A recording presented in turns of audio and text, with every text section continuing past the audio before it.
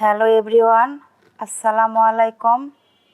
আশা করছি যে যেখান থেকে আমার এই ব্লগ ভিডিও দেখছেন সবাই ভালো আছেন, সুস্থ আছেন।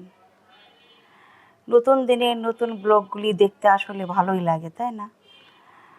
প্রতিদিন বাসায় কি করছি সেগুলোই আপনাদের সাথে শেয়ার করার চেষ্টা করি। আশা করছি ব্লগটি ভালো লাগবে, আর ভালো লাগলে অবশ্যই ভালোবাসা দিয়ে আমার সাথে পুরো ভিডিও জুড়ে থেকে যাবেন। আর বেশি বেশি করে লাইক দিয়ে দিবেন, আর চ্যানেলটি অবশ্যই সাবস্ক্রাইব করে দিবেন। সাবস্ক্রাইব করলে আমার পরিবারের সংখ্যাটা একটু বেশি পরিমাণে বেড়ে যাবে। আর যারা ফেসবুক পেজ থেকে দেখবেন তারা অবশ্যই একটা করে ফলো দিয়ে রাখবেন। তো রোজা রমজান মাস, সকালে তো তেমন কোনো কাজ নেই, তো ভাবলাম যে আদা রসুনের পেস্টটা করে নিই। অল্প পরিমাণে আছে, লাগবে আর কিছুদিন পরেই। তো একটু যেহেতু হাতে সময় আছে, তো এই কাজটা করে নিই, কারণ এই কাজটা করে নিতে বহু সময়ের ব্যাপার। কারণ আদা রসুনগুলো মানে চোকলাগুলো সব তুলতে হবে, তারপরে কুচি কুচি করে কাটতে হবে, তারপরে ব্লেন্ড করতে হবে। তো এটা তো অনেক সময়ের ব্যাপার। হয়তো আমরা ভিডিওতে দেখাই 5 মিনিট সব কিছু মিলে, যে আদা রসুন ছিললাম, পেস্ট করলাম, হয়ে গেল। কিন্তু এই কাজটা করতে যে কতটা সময় লেগেছে আমার, তা আসলে বলে বোঝাতে পারবো না। 1/2 কেজি আদা, 1/2 কেজি রসুন আমি মানে একদম খোসা ছাড়িয়ে নিয়েছি চামচ দিয়ে। আদাটা আমি চামচ দিয়ে, আদার খোসাগুলি চামচ দিয়ে ছেড়ে নিয়েছি। খুব সহজেই ছাড়ানো যায়, আমি সবসময় ওভাবে করে থাকি, তো সেটাই আমি আপনাদের সাথে শেয়ার করেছি। তো করে নিলাম, নেওয়ার পরে ধোয়ার সময় আবার দেখা যায় যে চামচ দিয়ে আরেকটু পরিষ্কার করলে পুরোটাই পরিষ্কার হয়ে যায়। তো ওভাবেই আমি করে নিয়েছি। তারপর ছোটো ছোটো টুকরা করে কেটে নিয়ে এই যে ব্লেন্ডারে ব্লেন্ড করে নিচ্ছি। খুব সহজেই মিহি হয়ে যায়। আমার এই ব্লেন্ডারটা আমার শাশুড়ির দেয়া। আমার শাশুড়ির অনেক স্মৃতি কিন্তু আমার কাছে আছে। তো এই ব্লেন্ডারে যখন ব্লেন্ড করি তখন মানে তার কথা খুব বেশি মনে পড়ে। তার যে কটা জিনিস আমাকে দিয়েছে, ওভেন দিয়েছে, তারপরে এই ব্লেন্ডারটা দিয়েছে, এটা হচ্ছে জাইপান, খুবই ভালো। মানে সে ব্যবহার করেছে, তারপরে তো আবার আমি ব্যবহার করছি। মানে কি বলবো আর, খুবই সুন্দর, কখনো নষ্টও হয় না, আল্লাহর রহমতে ভালো আছে। মানে খুব ভালোভাবে আমি ব্যবহার করছি।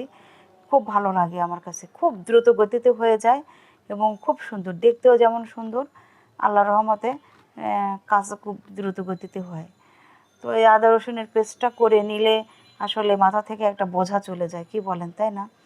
কারণ এটা খুব বড় একটা প্যারা। মানে মশলা এগুলো সব কিছু যদি ঠিকঠাক মতো থাকে তাহলে রান্না কিন্তু খুব একটা সময় লাগে না। মানে মশলাপাতি যদি ঠিকঠাক মতো থাকে, তাই না? কিন্তু এগুলো যদি করতে হয়, তারপরে যদি আবার রান্না করতে হয়, তাহলে কিন্তু সেই দিনটা মানে খুবই প্যারা হয়ে যায়। তো আমার যেহেতু হাতে একটু সময় ছিল, তাই আদা রসুনের পেস্টগুলো সুন্দরভাবে করে নিলাম। তো ভাবলাম যে যে টুকটাক যে কাজগুলো করি সেগুলো আপনাদের সাথে শেয়ার করি। আপনাদের সাথে গল্প করতে আমার খুবই ভালো লাগে। কথা বলবো আর কার সাথে বলেন? এজন্য আপনাদের সাথেই গল্প করি, মনের কথাগুলো আপনাদের সাথেই শেয়ার করি। তো আমার আদা রসুন পেস্ট করা হয়ে গিয়েছে, আর এই যে আমি বক্সে বক্সে রেখে দিলাম। এগুলো ফ্রিজের মধ্যে রেখে দিব। আর এটা আমার আদা রসুন পেস্ট যে রাখি তার একটা বক্স। তো এটা হচ্ছে ব্যবহার করব এই গোলাপি কালার দিয়ে, যেটা ঢেকে রাখলাম, গোলাপি কালারের এই বক্সটা। আর বাকি যে দুটা বক্স সেটাও ফ্রিজে রাখবো, আর গোলাপিটাও রাখবো। সামান্য একটু আছে যেটা, সেটা আগে শেষ করে নেব, নেওয়ার পরে আবার এই গোলাপি বক্সটা বের করে নেব। দেখেন আমার ফ্রিজের কি অবস্থা, কি পরিমাণে বরফ জমেছে। ফ্রিজটা একে তো ছোট, তারপরে আবার এভাবে বরফ জমে। মানে আমার এখন তো গরম, প্রচুর পরিমাণে গরম পড়ে গিয়েছে, তো ফ্যান তো চলে, আর ওই যে রাবারটা একটু ঢিল হয়ে গিয়েছে, সেই দিক দিয়ে বাতাস যায়, যে একদম প্রচুর পরিমাণে বরফ জমে। উপরের ড্রয়ারটা আমি খুলতে পারছি না, এত পরিমাণে মানে বরফ জমে গিয়েছে। এখন বুঝতেও পারছি না যে কোথায় কোনটা রাখবো, এরকম একটা অবস্থা। দেখেন আমার অবস্থাটা। আর রোজার মাসে তো যে মিল্ক ভিটা দুধ একবারে 2-3টে নিয়ে আসা হয়, প্রতিদিন নিয়ে আসাটাও একটা প্যারা ঝামেলা। এজন্য আমি ওই যে নিয়ে এসে ফ্রিজের মধ্যে রেখে দিই।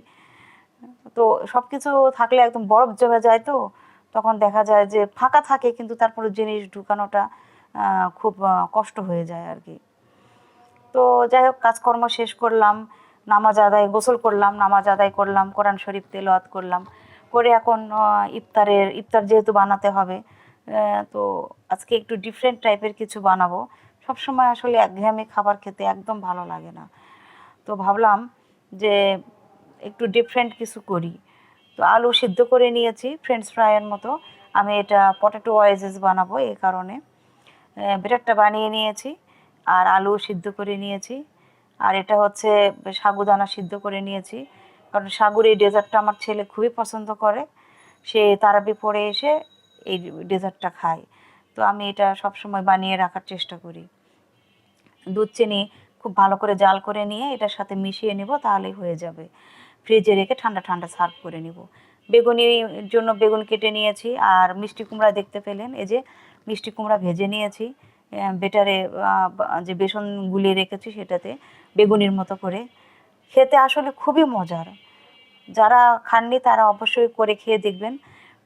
খুবই মজা, খুবই টেস্টি। মিষ্টি কুমড়া বোঝাই যাচ্ছে না, মানে একটা অন্যরকম টেস্ট। আর এই যে পটেটো ওয়েজেসগুলো বানিয়ে নিয়েছি, সস দিয়ে সার্ভ করে নিব। আর মুড়ি তো মাখাবোই, ছোলা দিয়ে মাখাবো। এখানে জিলাপি আছে, আর ফ্রুটস তো আমার থাকতেই হবে, শরবত, এগুলোই। আর তার সাথে হালিম, মায়ের আব্বু হালিম খুবই পছন্দ করে। তো দেখতে থাকেন ভিডিওটি।